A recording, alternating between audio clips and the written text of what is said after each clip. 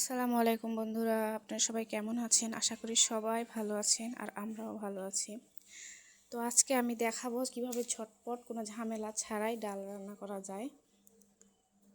তো আমি এইভাবেই মাঝে মাঝে ডাল রান্না করে থাকি যখন খুব তাড়াহুড়া হয় তখন।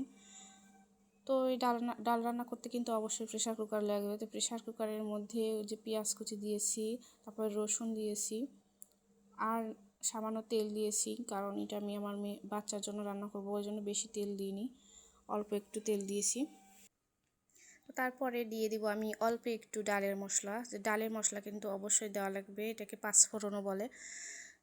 তো এটা না দিলে কিন্তু ডালের কোনো টেস্টই আসবে না, এটাই একমাত্র মশলা। তো তারপরে আমি এই যে ডাল ভালো করে ধুয়ে নিয়েছি, তো ডাল আমি ওর মধ্যে দিয়ে দিব। দিয়ে আরেকটু পানি লাগবে আমার, ওই জন্য আরেকটু পানি দিয়ে দিলাম।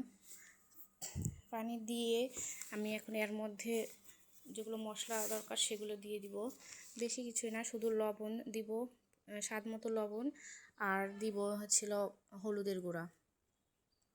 তো হলুদের গুঁড়া দিয়ে নেড়ে চেড়ে আমি এটা মানে ঢাকনা দিয়ে ঢেকে 2 থেকে 3টা সিটি দিয়ে নিব, তাহলেই আমার ডাল ভালোভাবে সিদ্ধ হয়ে যাবে।